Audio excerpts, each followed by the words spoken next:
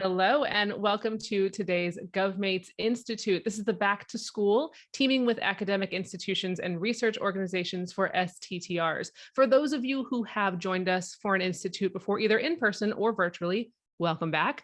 I am Meg Kearns, the Director of Engagement and Marketing for GovMates, and I'll be monitoring the chat and the Q&A so that our speakers today can focus on your questions and getting you the information that you are here to get.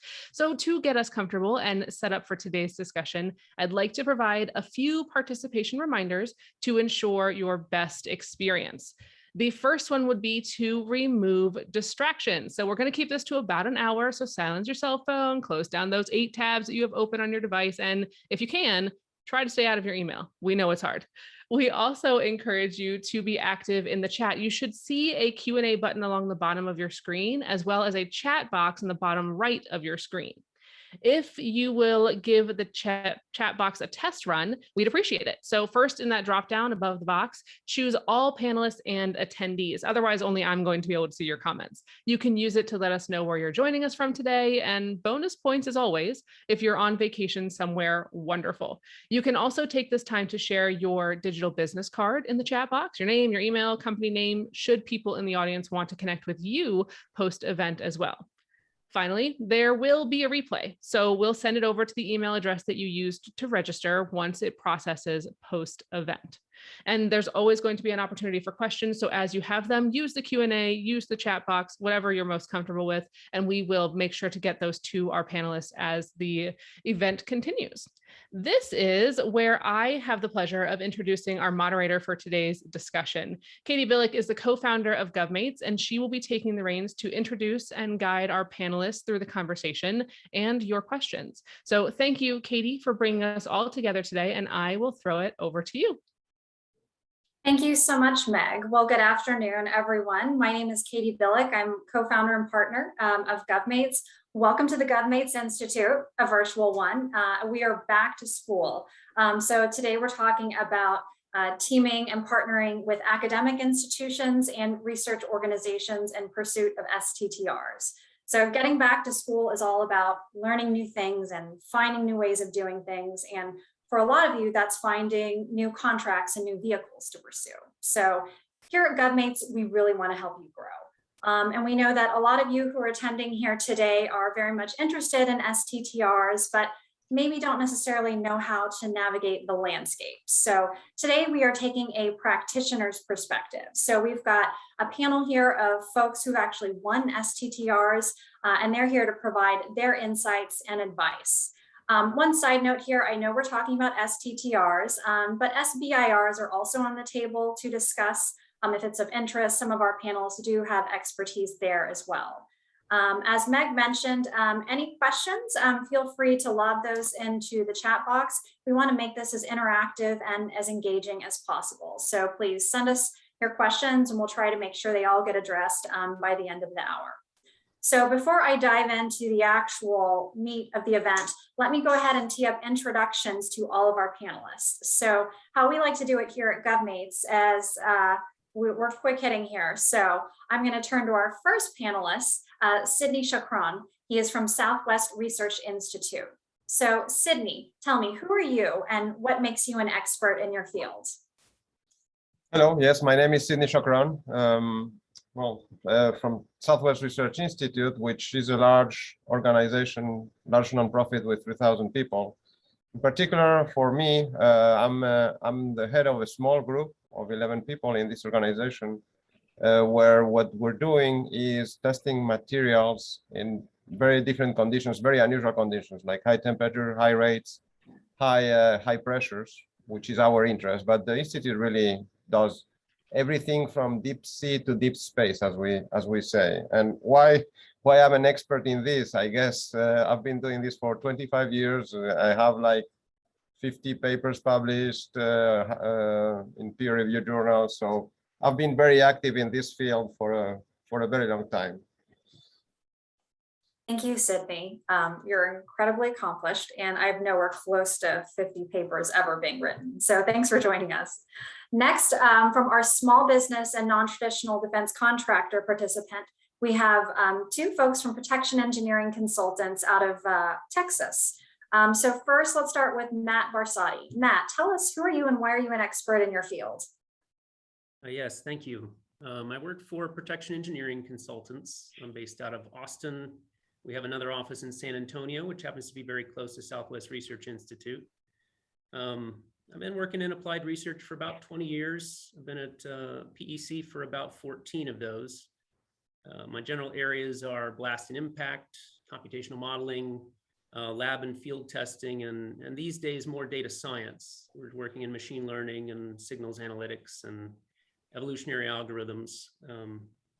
Over the past several years, we've had a range of SBIRs and STTRs, various agencies, folks like Missile Defense Agency, the Air Force, Marine Corps, different folks in those areas. So, and as part of that, several of these successful SBIRs and STTRs have been with Southwest and with Sydney. So we're here today as collaborators and happy to join. Thanks, Matt. Let's move to your colleague, David Stevens. David, who are you and what makes you an expert in your field? Thank you, Katie. Yes, I'm David Stevens. I work with Matt at Protection Engineering Consultants. I was managing principal for 5 years. Before that, I was an expert in my field. After doing management for 5 years, I'm not sure I'm an expert in anything anymore, except maybe paperwork. But my research interests matches Matt's quite a bit. I got heavily into numerical simulations, mostly for protective purposes against deliberate attacks.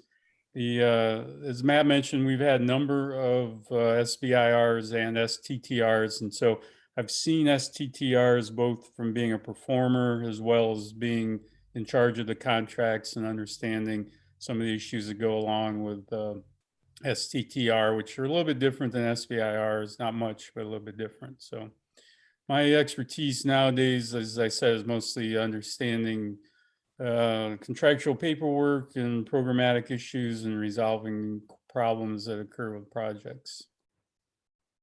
Got it. Thank you, David. Finally, we have Ted Reigel from Penn State Applied Research Laboratory. Ted, who are you and what makes you an expert in your field? Yeah, thanks. Ted Reigel here. I'm the director of Penn State SIMP3D. It's a Center for Innovative Material Processing through Direct Digital Deposition. It's quite a mouthful, but what it stands for is basically the Additive Manufacturing Center for Penn State University. My title is Associate Research Professor. So I work at the Applied Research Lab at Penn State, which is a non-academic unit within Penn State, which will color some of my experience in response to the questions today.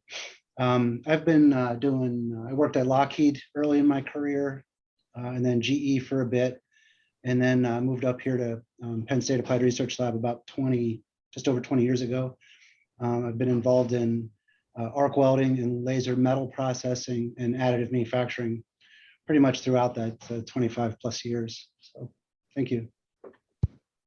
Thank you, Ted. So guys, obviously we have a lot of brains on this panel. So again, leverage the chat box, shoot us questions, but let's go ahead and dive into the meat of the conversation.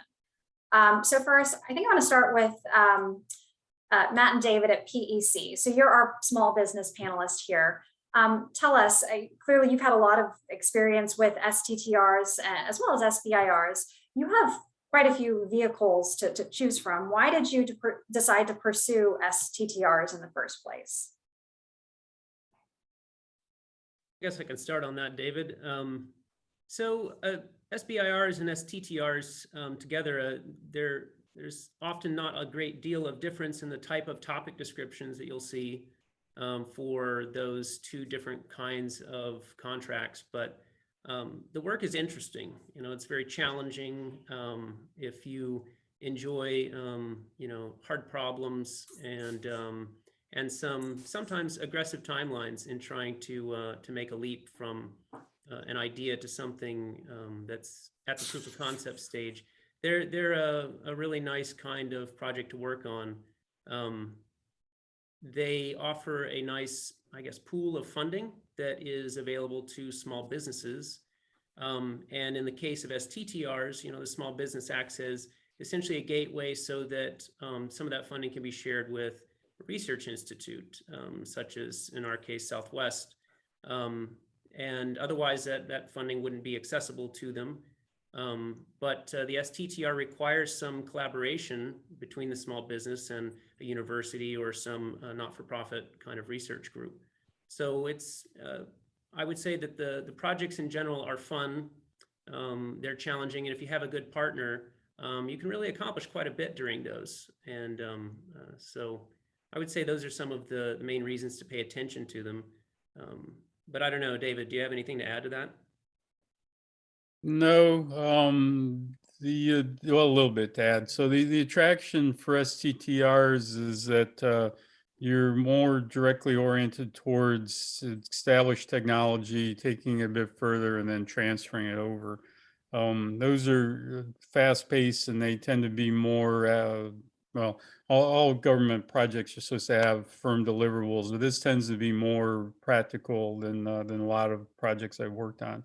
So you want to get to the point where you have technology that you can transfer. In general, SBIRs and STTRs are also good ways for small businesses to take a step in another direction that you might not otherwise have considered. So the list of topics that get presented are challenging, and sometimes you look at them and you think, yeah, maybe we could do that, and maybe we need to get together with somebody who can help us out, and we've done that a number of times with Southwest Research Institute and with other people. And as a small business, it helps us develop new technical skills and new business areas, new contacts, and it expands our business base. We aren't as completely dedicated towards the SBIR program as other small businesses that do contract research like we do. We have other funding vehicles, as was mentioned earlier. But these are a good way to work quick projects that are interesting and develop new skills and new capabilities. Got it. To Sydney as well as to Ted, why would you guys advocate for STTRs? I mean, you guys are all pretty big relative to small businesses, and it seems like the STTR funding amounts are relatively small. So what's in it for you? If I can start, for us, I mean, as a research organization, first, funding is small only at the beginning in STTRs and SBIRs. It can become pretty large actually, and get to $1, $2, or $3 million. So it's a very decent amount of money, even for large organizations like ours. Second, I think it's, I mean, as large organizations, we have access to facilities that usually the small businesses cannot access. Large machines. So my group has guns, for example, big guns or lasers, big computers, and those it's a way for the small business to have somewhat access, or at least not to use them, but to have access to somebody else using them for the small businesses. So STTRs and SBIR are a great tool for a joint project. Sure. I think I could weigh in a little bit. So I mentioned that I work at the Applied Research Lab. We are designated by the Department of Defense as a university affiliated research center. And we tend to work in the slightly higher TRL levels than the academic researchers. So part of our mission is to help develop and transition technology to US industry. It's part of what we're graded on as a UARC. So most of the people that get involved in this applied research really like to see their work transitioned out, to domestic US businesses. It's very exciting for us. It gets us worked up and working really hard to make that happen. Also, the Navy, we're a Navy designated UARC. They've invested a lot of money in us in various kinds of contracts for standing up facilities like Sydney mentioned, standing up additive manufacturing systems or materials characterization. And they like to see their investment leveraged again to help push technology that they're interested in out so that they can buy it from a small business. I guess I'll mention the opportunity to transition from phase 1 to phase 2. That's attractive. That does increase the amount of funds that we can get involved in. And I also say, I'm not just representing Applied Research Lab, but also the academic side of the university. And I think in all cases, not across the board, but many people like to have their research. People are very interested in research at universities and research institutes. They're excited about what they're doing. And if they have an opportunity to turn into something real, it just gets people excited. So sure. No, Ted, thank you for making clear the difference of you have the applied research laboratory and then you have the academic institution as a whole. So I guess to be clear then, the academic research laboratory specifically has its own priorities and those are not set by the university then, right? So the Applied Research Lab as a UARC, we are, our mission is to primarily help the DoD, and we do work with small businesses and so forth. But at the front of our mind always is how is this going to benefit our mission to the DoD. There are some differences too between Applied Research Lab and an academic partner, and I don't want to jump the gun a little bit, maybe since you sort of brought it up. No, please go for it. One thing about the Navy UARC is we're set up with contracting that's already government approved. We have ability to work on ITAR and even classified kinds of activities, which is for DoD, STTRs can sometimes be attractive. Our contracting is pretty streamlined. And then a kind of important one is that we have full-time experienced engineering staff. I'm sure very similar to Sydney. So, and I didn't want to be. I spoke to one of my academic brethren before I did this to ask him his opinion, and he noted that a challenge for the academics sometimes is they work with students, so they have to be able to publish. They have to be able to spin up students quickly, and it's sometimes very challenging. Unless you have a student who's already been in a PhD program for a few years in a related area, it's sometimes hard to spin up a student quickly.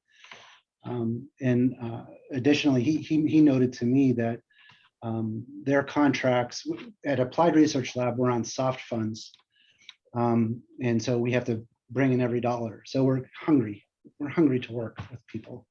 With the university academic folks, they're not, right? They have a base salary, and but they have, not that they're not hungry, because some of them are very excited about their research and they want to get students going and so forth.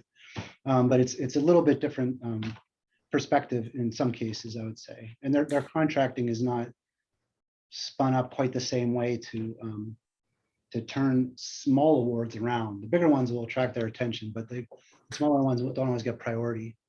So Ted, what I'm hearing, and for all of the small businesses on the line, I think Ted, you just put a target on your back because you, at the UARC, you're hungry and you want to pursue work versus the folks on the academic side of the house may move a little bit more slowly just because they're stuck to the conventional kind of school timeline with students and how they can put them to work. So if I'm pursuing STTRs and I'm in need of a partner, I'm going to talk to you because you're the one who is actively looking to pursue work.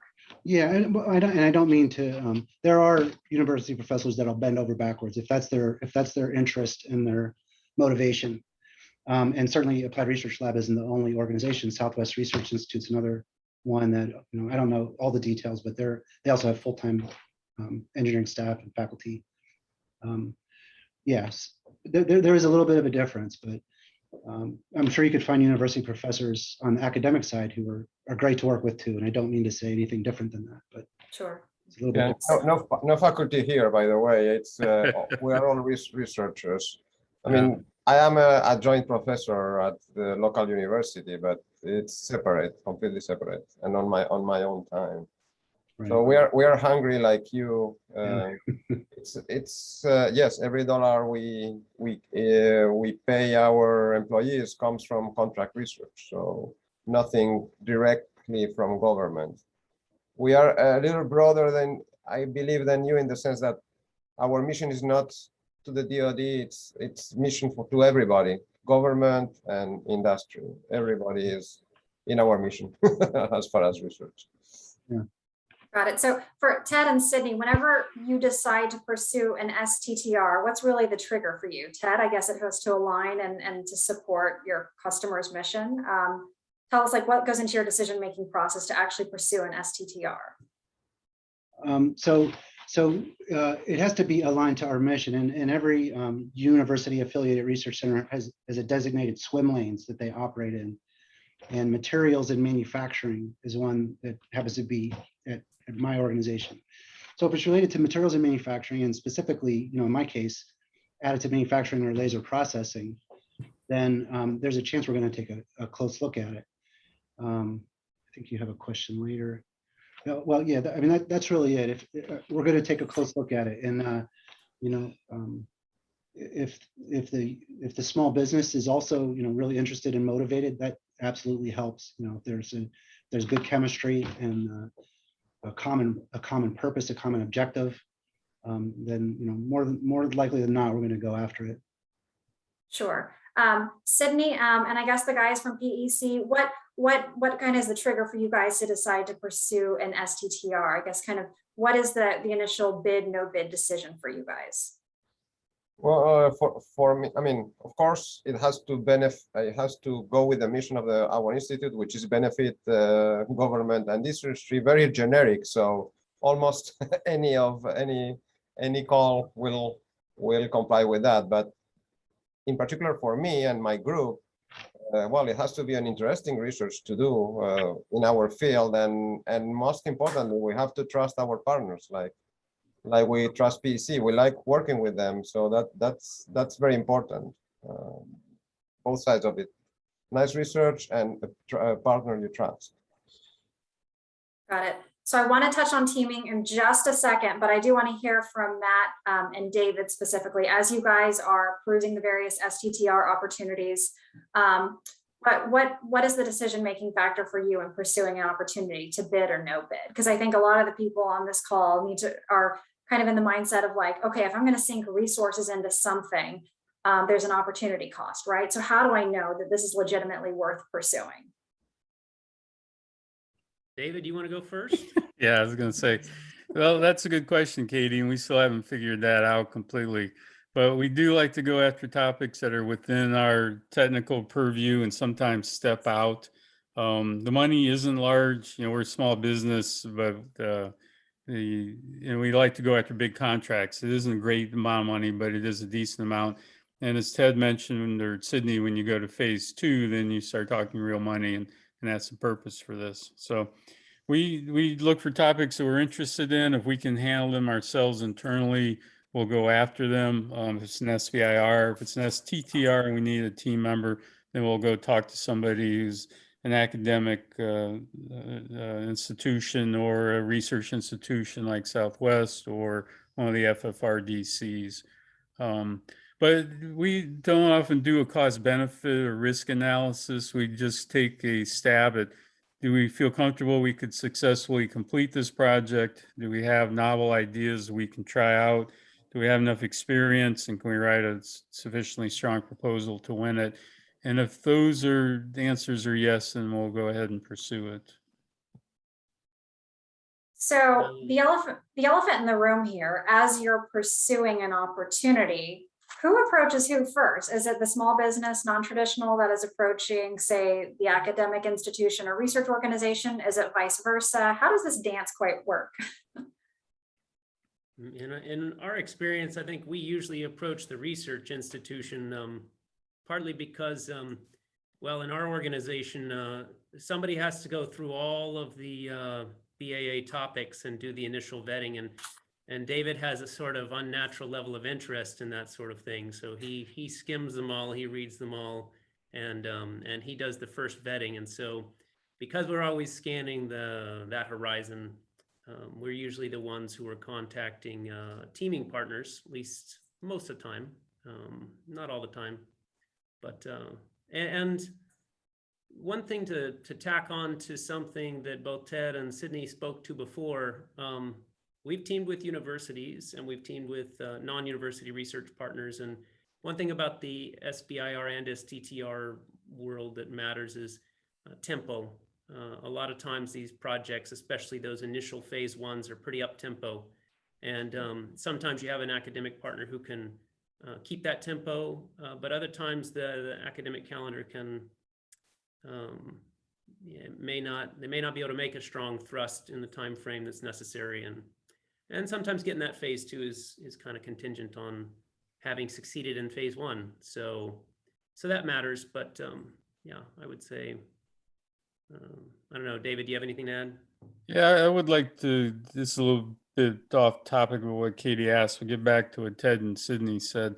The research institution that small business joins has to be able to respond quickly. And for instance, right now we're interested in a number of Army STTR topics, and the duration for those is 6 months. We've worked with universities where it takes 6 months to get a contract signed, literally. And so you have to go into this, if you're a small business and you're teaming with some university, that the person you're teaming with makes a commitment to work on that project and get it done within the duration. Sometimes that means starting before they even get a contract. They invest their own hours and time, and they hope their administration actually signs off on the contract. So be aware of that. The other thing is, there are a number of research institutes you can team with. And if you read the STTR announcement, they mention academic institutions, nonprofits, and I think the Institute falls in there, and then FFRDCs.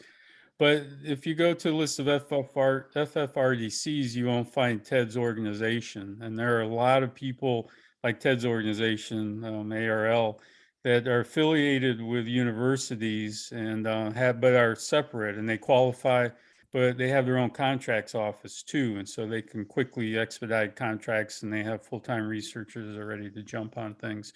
So do research when you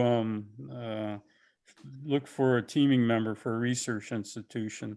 We had one bad experience where our university person worked for both an exterior laboratory that was affiliated with the university and the university.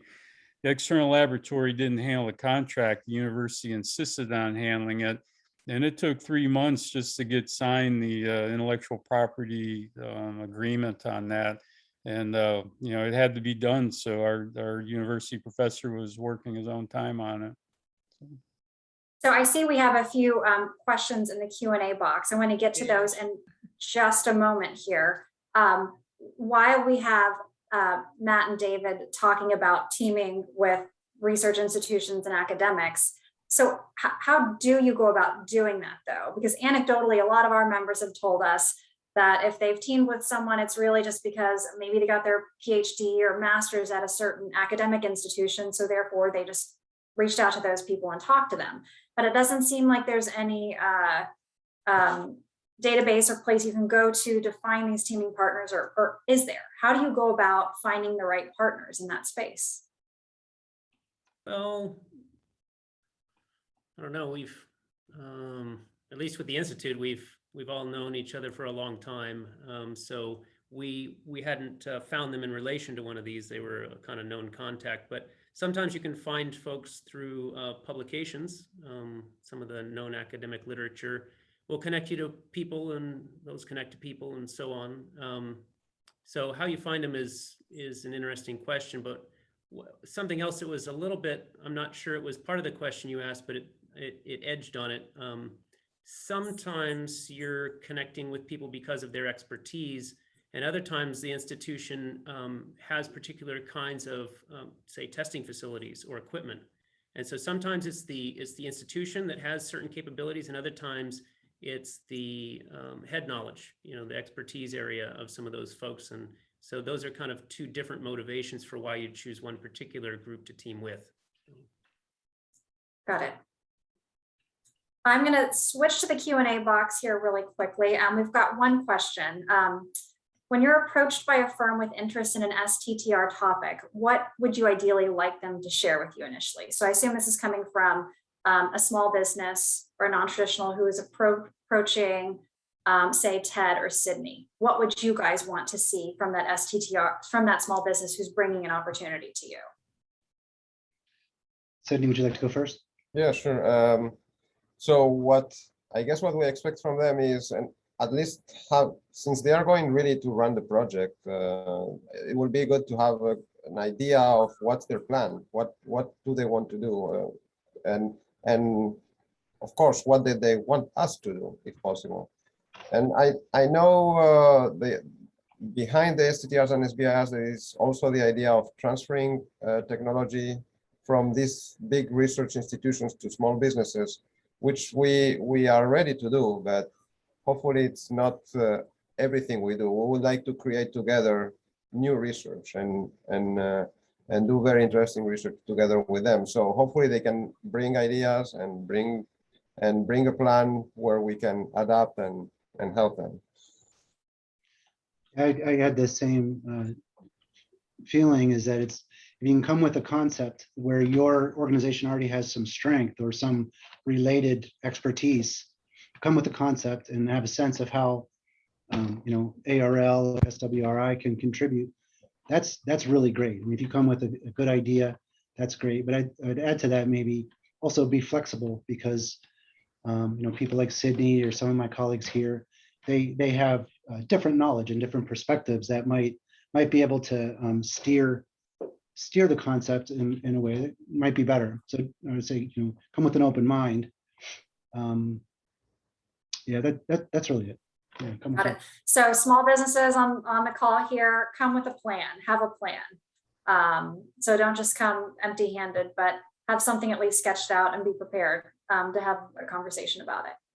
Another question in the chat box, I think Matt and David kind of touched on this, but have you experienced delays with the Office of Contracts or sponsored research within a university? It sounds like the answer is yes.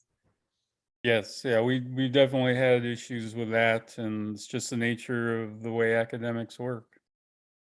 And so I think the tough part there is that as small businesses and non-traditionals, we all need to make the effort to get in front of these institutions well in advance, to develop relationships and to get the basic documentation in place to actually be a partner. I would say it's probably no different in the traditional FAR-based landscape of teaming up with the Boeings and Lockheeds of the world. You need to kind of make sure you have all the right documentation in place, get to know their SBLO, all that kind of stuff before you can actually get on contract with them. Right, yeah. Getting back to how teams are formed, from a small business perspective and from my perspective, this is the fun part of SBIRs and STTRs, is that you get to contact new people and exchange ideas and build new relationships and new capabilities.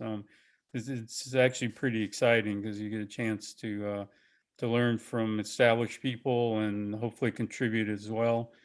In our experience, we review the SBIRs, STTRs, find topics that we're interested in, and then we reach out. If we need a team member for SBIRs, you need one for STTRs, but we reach out and usually have a pretty good idea of what we could do and what the research institute could do and our institution could do.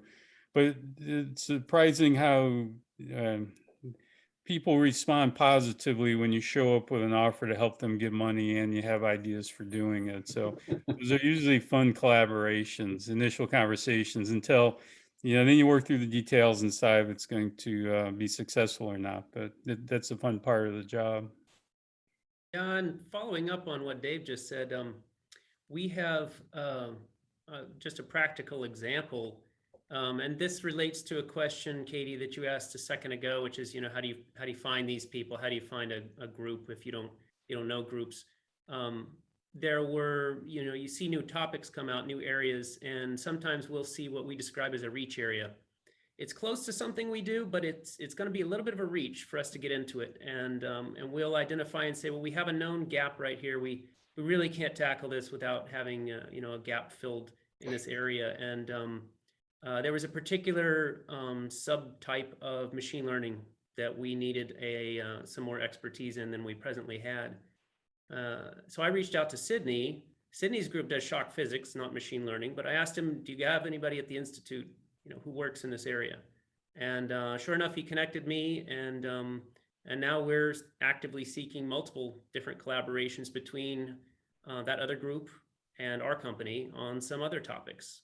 And so you do get to branch out, you do get to make new contacts, and then you wind up going after even other types of proposals with them. So it is fun, as Dave said.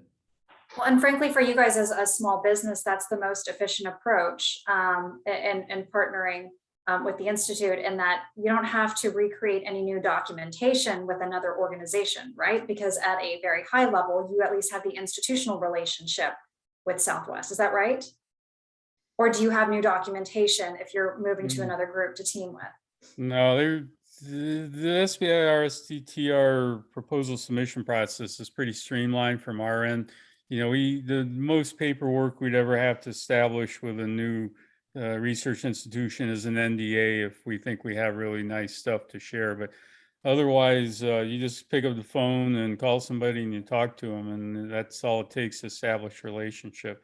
There might have to be approval to pursue a proposal on the research institution side, but that's rare. That's pretty rare. Usually you talk to somebody like Sydney or Ted or whoever, and they say, yeah, we're interested, let's go after it, and off you go. I gotta be honest, I still think it's a little bit surprising that people are just willing to pick up the phone and talk, because we just covering our GovMates membership, it's very hard to get into a lot of some of the larger systems integrators and defense primes. So it's hard to get your phone call answered. But hearing that there's folks at academic institutions and research organizations who are willing to talk to you and team, that's a breath of fresh air. Why don't we all go and pursue these opportunities? Yeah, that's a good question. Big business and big companies and big government doesn't work that way, though. So Ted and Sydney, what are you looking for in a small business partner? What type of qualities are you looking for from a teaming perspective? I think Sydney sort of touched on it already, is, you know, come with a sense of what your capabilities are and how it's going to be a partnership. You know, what do you have an objective, you know, some idea of where you're going to go, something you're bringing to the table, and something that you can partner with ARL or Southwest Research Institute on. And then chemistry, you know, if most small businesses that I've interacted with, the people are very, I don't know if aggressive is the right word, but they're very motivated, and that's great. We love to work with people that are motivated. So I think that's what it takes. Yes, that's all. I agree completely. Motivation and contributing positively to the project somehow with some know-how internal to their small business. For example, PEC has great capabilities in signal analysis, I can say, or other analysis types, and that complements our knowledge and our facilities, and we can do a great project, great team. What about competition for and amongst teaming partners? I mean, we're talking about very specific technologies and capabilities here. So I can't imagine there's just, you know, dozens and dozens of small businesses who may fit a specific niche. Is there competition for, you know, PEC? Are there other academic institutions and research organizations who are chasing them down to team with them because they have such unique capability as a small business? So there is competition sometimes, but I think it tends to, at least in my experience, it's kind of gone the other way. And I think it's because the small businesses are probably perusing these opportunities more aggressively, and then we pick up the phone and, you know, we'll call someone like Sydney or Ted, though, I mean, PEC has not worked with Ted's group before, but folks like that. And sometimes there is, say, for example, Sydney could get calls from multiple groups, and there's a couple ways of handling that we've seen in the past. Sometimes, first, it's always above board. Well, we've been contacted by somebody else, and you know, do you care? Sometimes the research institution can participate in more than one phase one proposal. You know, some of them win, some of them don't. Sometimes you firewall it where you work with a different point of contact at the research institution than the other small business is using, and that way there's separation of ideas. But it depends on what's needed. So sometimes you need the research institution at an idea collaboration level, in which case having separate points of contact at that institution is probably better for the two different teams. Other times you're really looking for almost more of maybe a service or access to certain testing facilities where you're not necessarily asking for intellectual content, novel intellectual content where you have to worry about ideas bleeding between the two groups. It's mostly just access to facilities, in which case it can be much easier. So it depends on the kind of collaboration you're looking for. Got it. So Sydney and Ted, you guys don't have to be exclusive. So you're the prettiest girl at the dance. They've got the cool toys, you know. Yeah. Let's see. Okay, we have another question in the chat box here. How many projects generally make it to phase 2 and then on to commercialization? Does anyone happen to know that? That varies from agency to agency. How many make it to phase 2?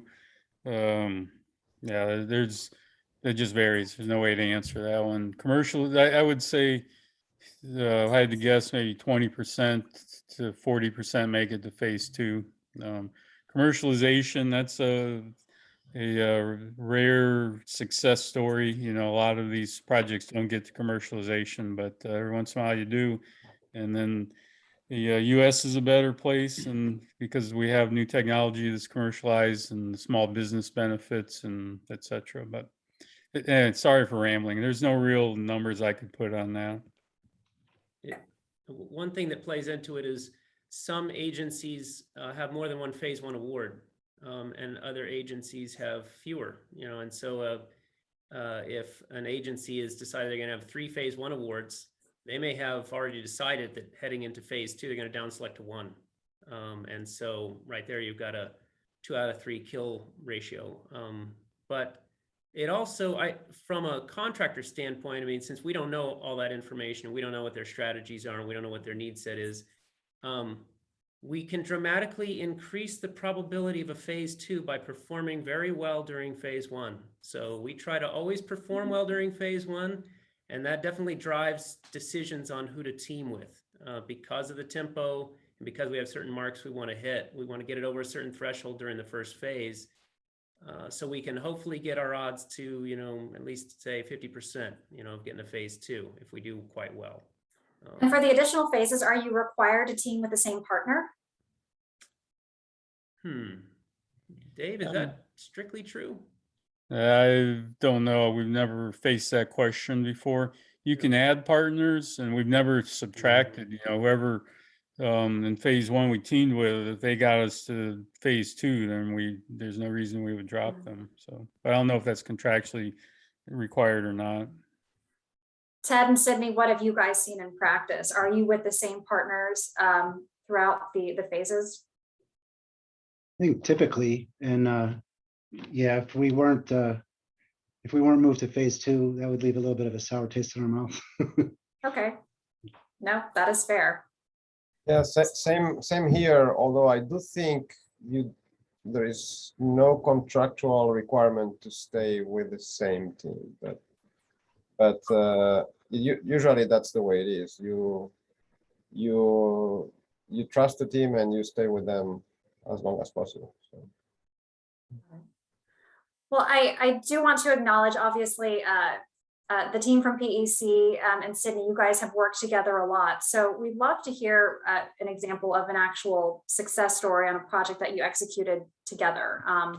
We don't want to get too in the weeds on the technology, but hearing how you actually collaborated on a project would be helpful to hear. Matt, you want to talk about the laser project in general terms? Sure. So one topic that we went in on together was a Missile Defense Agency topic for high rate testing of materials in a very cost-effective way. And so that was an interesting requirement. We knew Sydney's group did a lot of high rate testing.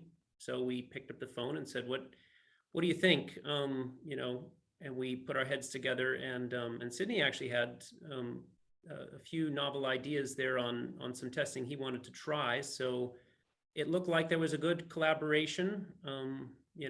Nominally, his group was going to do the testing and the equipment. Our group was going to do computational modeling, signals analysis, and some machine learning. And so we came up with this kind of complementary approach. And we bid on the phase one and were awarded.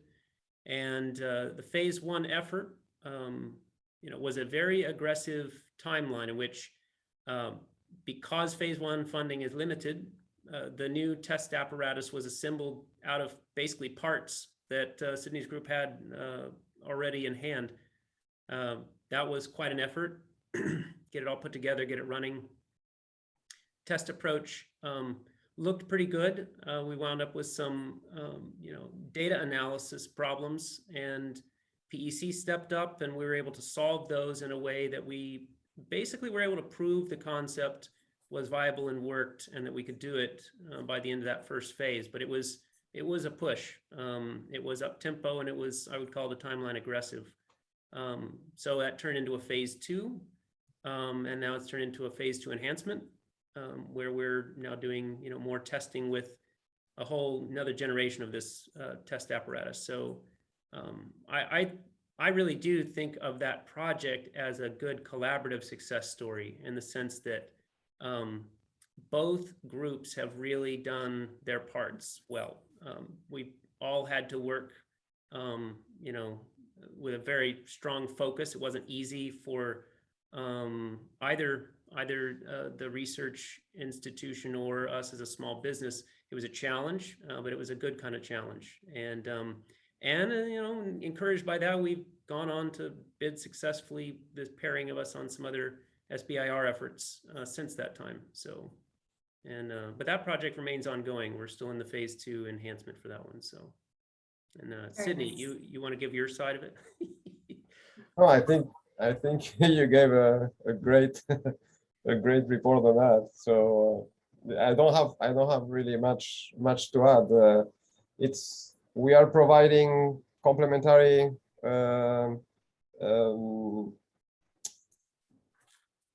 let's say how would I say that? Well, we have an expertise, they have a different expertise, and those are complementary. So that works out very well. What can I say?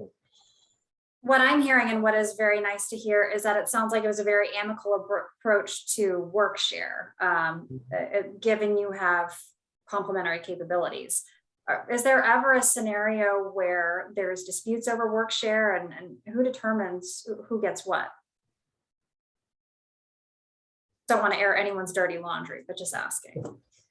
Well, so the STTRs give, there's kind of one set of guardrails that's on that is the funding splits. I mean, how you divide the pie, there are limits on lower and upper bound on how you can divide that pie. And so to some extent, sometimes there are tasks that we could do it, or Sydney's group could do it, either one. And sometimes it's those funding allotments, the min and max thresholds that drive a decision. Well, okay, in this case, you do the the modeling and simulation part of it, or we do it. So we haven't really ever had, I don't know, we've always found those pretty easy to come down to. There's never really been a disagreement about it, or any sort of possessiveness, I guess. Maybe that's just Texans being friendly to each other. I don't know. Mhm. Well, I'm curious for all of the panelists, is there a scenario where you pursued an STTR with another organization and it didn't work out so well? I mean, we want to hear, mistakes, trial and error. What should we avoid? What should you not do? You have any ideas there? No, not in identifying team members and joining up with them. We've lost phase twos on STTRs because the work we did wasn't adequate according, to the government's opinion. The one of them was there were 4 teams competing, and we were one of the 3 that weren't picked, and one was. So, but no, it's generally it's been a positive experience. So Yeah, one same thing, here. I have not had any bad experience personally on these projects, really. I guess since it's kind of a marriage, we choose who we team with, then things are set up to work well from the beginning. Of course, they can go bad, but the intent is that they go well. yeah, the only thing I was going to say is I have an experience where, sometimes you're pushing the limits a little bit. It is still earlier TRL levels, and there's some risk in some cases. And if everybody has their eyes wide open going into that, I think there won't be any issue. Got it. Let's see. We do have some questions in the chat box here.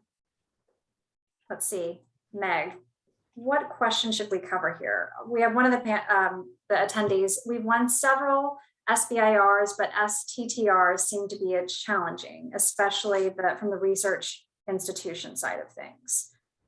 Please help.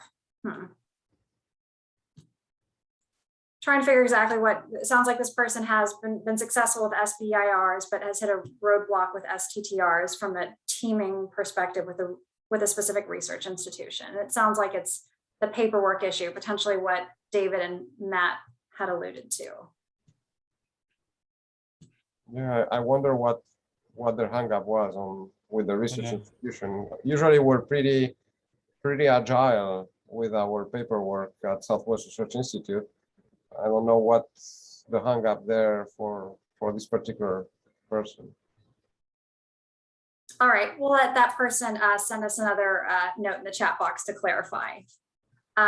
We've got about 10 minutes left here. So kind of addressing Matt and Steve here. So you've worked with industry partners as well as academic institutions and research organizations. So what teaming advice would you give to other small businesses and non-traditionals who don't have experience in working with academics and research institutions? So Sydney, earmuffs.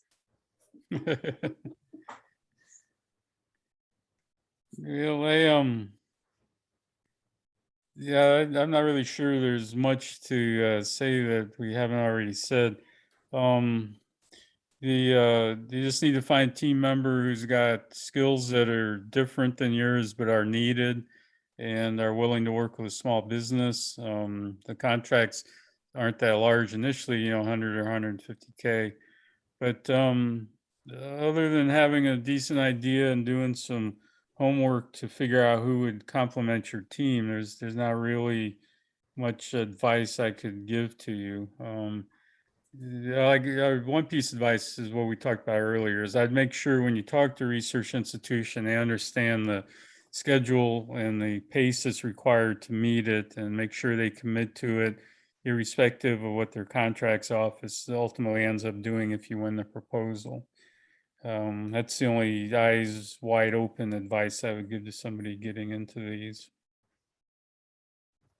Yeah, I think maybe the only other thing is we always try to capitalize on that period of time when we're allowed to talk to the technical points of contact for these topics.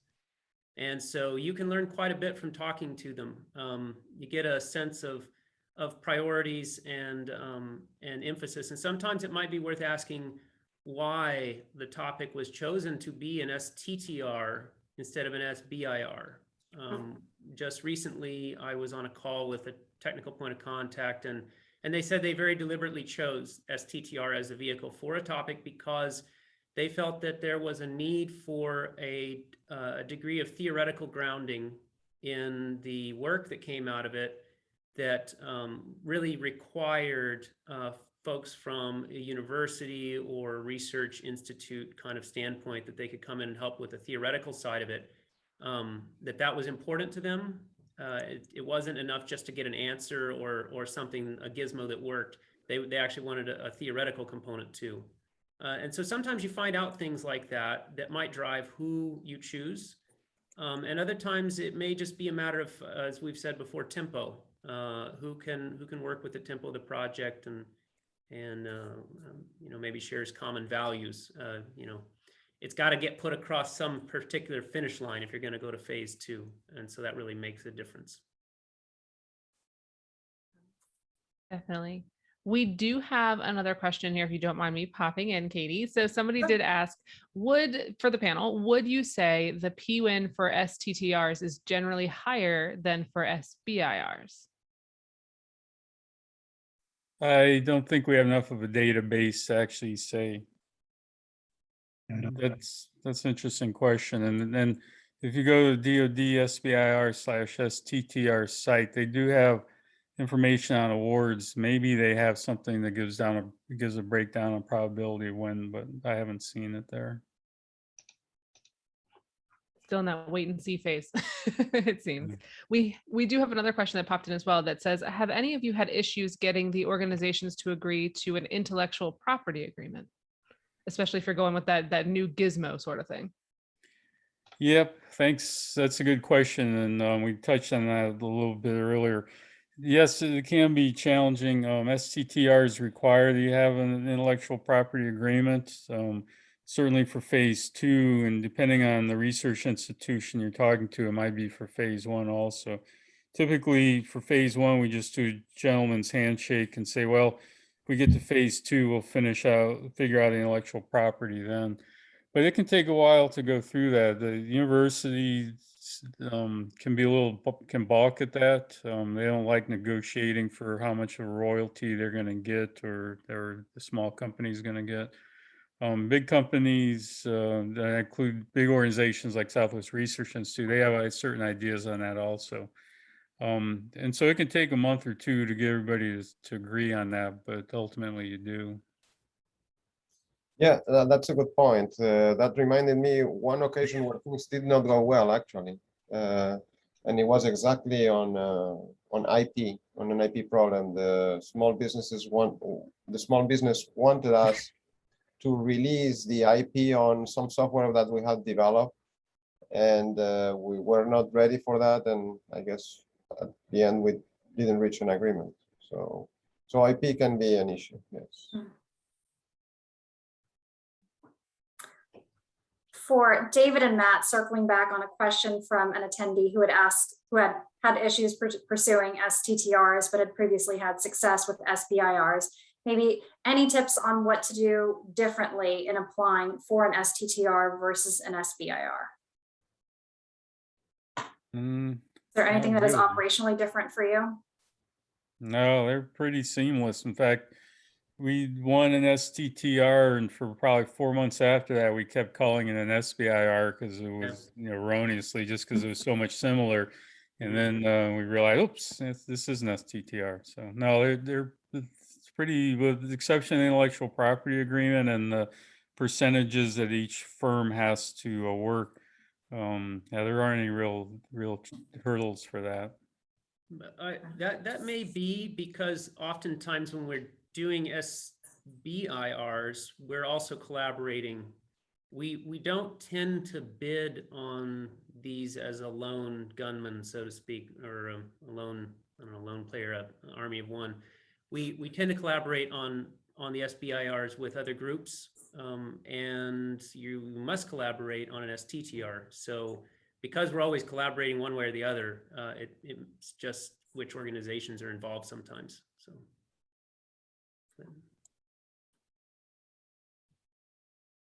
All right, that about wraps it up for questions. For our attendees, if there's any other questions that you didn't get answered, feel free to shoot us an email, and we're happy to follow up with the panelists. I want to tell everyone thank you again for joining us for the virtual GovMates Institute. We'll have information on our next institute coming up. End of October is probably the next institute, again, virtual, thanks COVID. But again, thanks again for spending time with us today. Hope you guys have a great rest of your week. Thanks, Katie. Thanks, Katie. Katie, bye.